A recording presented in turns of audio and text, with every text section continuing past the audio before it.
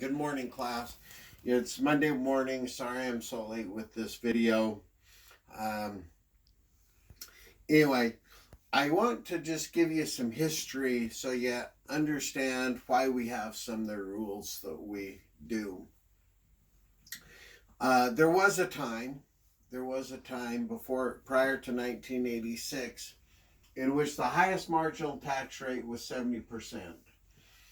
In other words, somebody that earned $1,000 only ended up with probably less than $200, but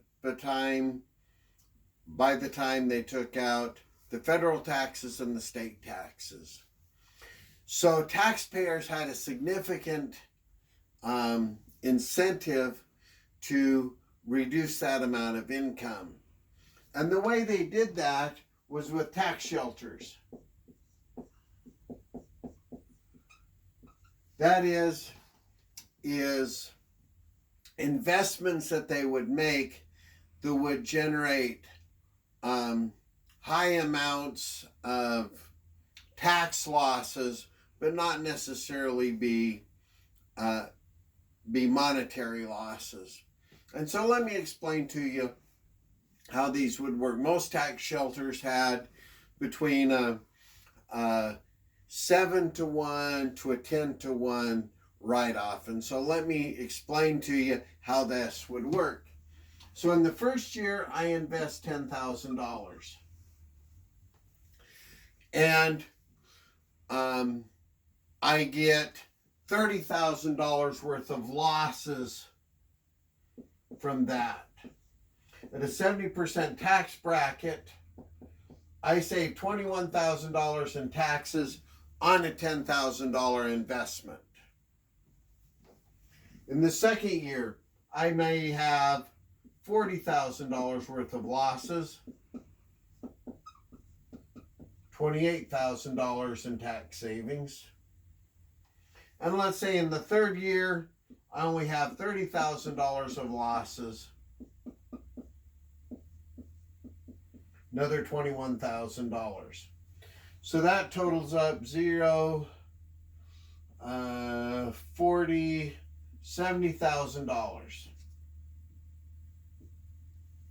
in tax savings that I have over a 3-year period. In other words, on a $10,000 investment, I saved $70,000 in taxes,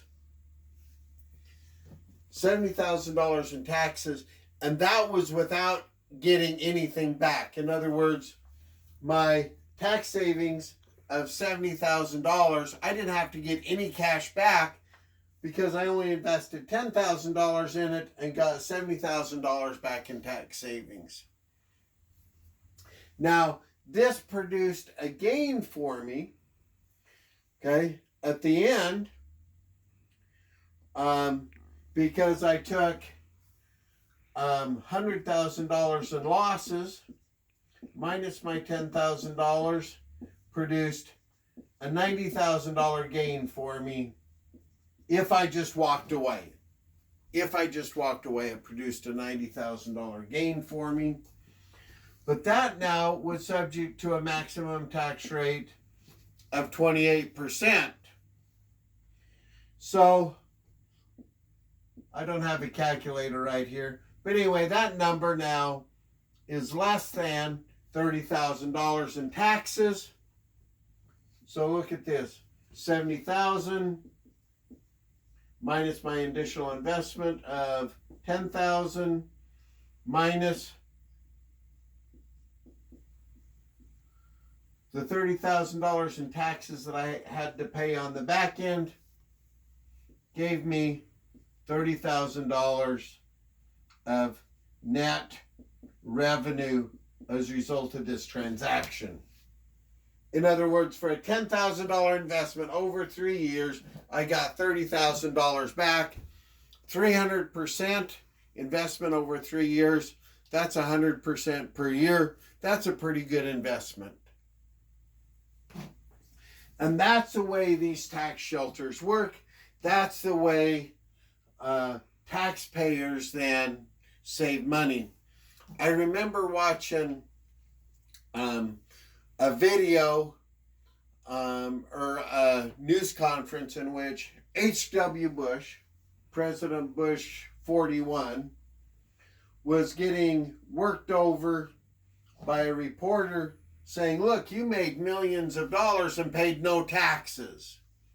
This is how Bush 41 was able to avoid paying any taxes because of these tax shelters, these tax shelter rules.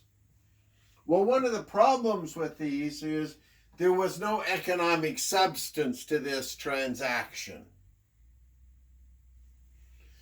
And because there was no economic substance, all the income, all the revenue was because of playing games with the tax law. So Congress's first attempt to solve this problem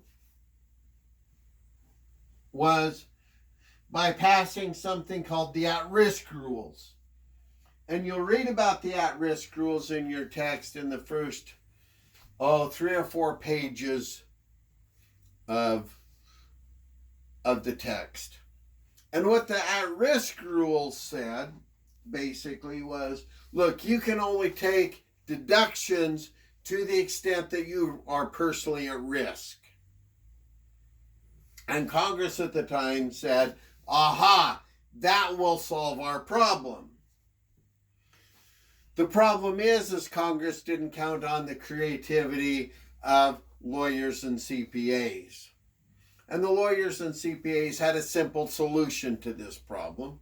And the simple solution to the problem is they ask all their investors to give them $10,000 and then give them a standby letter of credit for an additional $90,000 with really the understanding that they would never call this standby letter of credit. But that made it so now I'm at risk now for the $10,000 I invested plus a $90,000 standby letter of credit. Boom, boom, I can now take a deduction for the entire $100,000. Just like what we did before with that simple, albeit creative solution to the problem. Well, so Congress still had a problem. They had these tax shelters out there that had no economic substance. And people were still eliminating their income. Same problem that we existed before. So then what Congress did in 1986 with the Tax Reform Act of 1986 was they passed the at-risk rules. Or not the at-risk rules, the passive loss rules.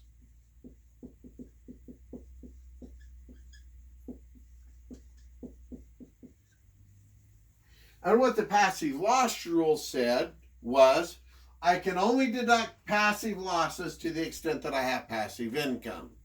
I can only deduct passive losses to the extent that I have passive income.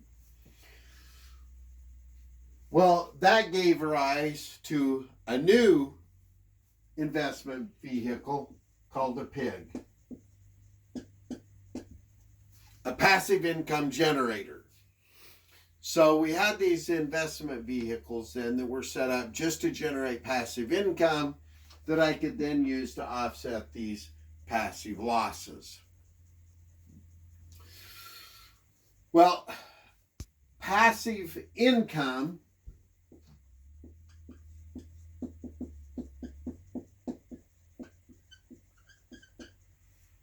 is basically two things. Okay? Number one thing it is any activity in which I do not materially participate.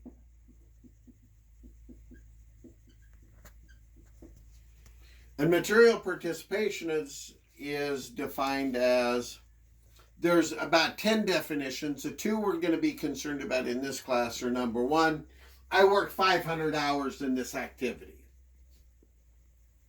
Or number two, I work 100 hours and it's more than anyone else.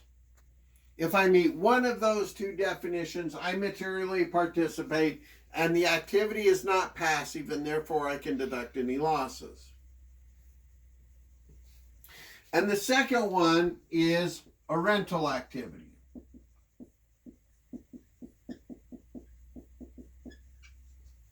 Rental activities are defined as passive unless there are significant amounts of personal services that have to be provided with that rental. So I rent a hotel room. Significant items of personal services that have to be provided with that rental. Video rentals. Equipment rentals, your Ace Rents that rents equipment. All those things would be an exception to the rental activity being passive loss. It would not be passive because of the personal services. So really what Congress's goal here was to go against real estate investors. Because you look at all these rules, it's real estate investors that then really became subject then to those rules, that got hit hard by those rules. Well, that produced some adverse effects in the real estate industry.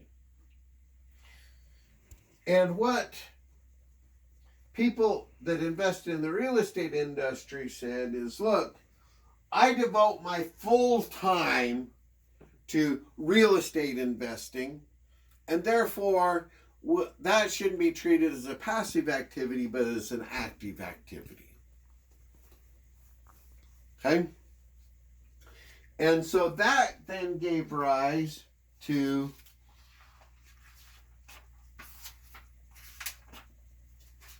and looking in your text, on page 7-12, gave rise to the real estate professional exception. And about halfway down the page, you will see real estate professional exception. I qualify for the real estate professional exception if more than 50% of the taxpayer's total personal services work are in real estate, property, trades, or businesses in which the taxpayer materially participates. The taxpayer performs more than 750 hours a year of service in the real estate industry, and the taxpayer materially participates in the rental activity.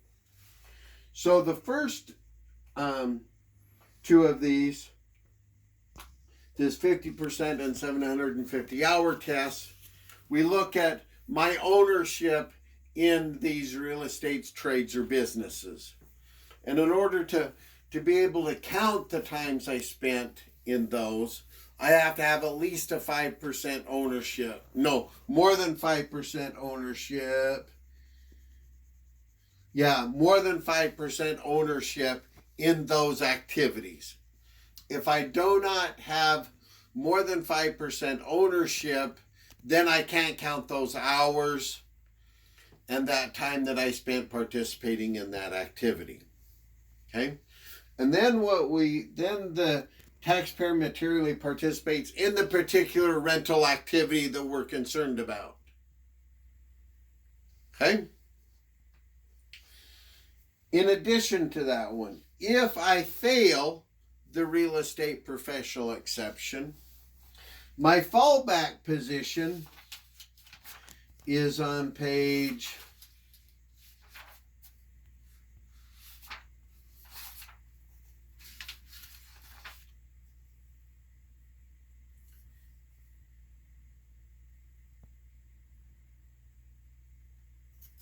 let's see. Pause it, please, Brady. My fallback position is on the top of page 7-16, this active participation exception, which allows me to deduct up to $25,000 in losses, with a phase out from $100,000 to $150,000. Okay, so for every $2 of income over $100,000, I lose $1 of my $25,000. Now, this deduction is based on the $25,000, not on what the actual loss is. So if I'm at $110,000 and have a $15,000 loss, I would be able to take that entire $15,000 loss. So I'm at 110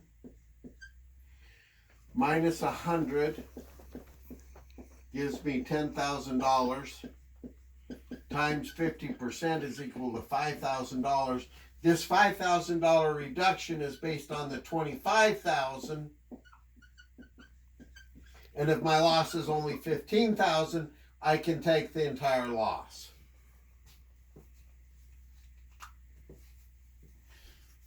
Okay. So with that in mind,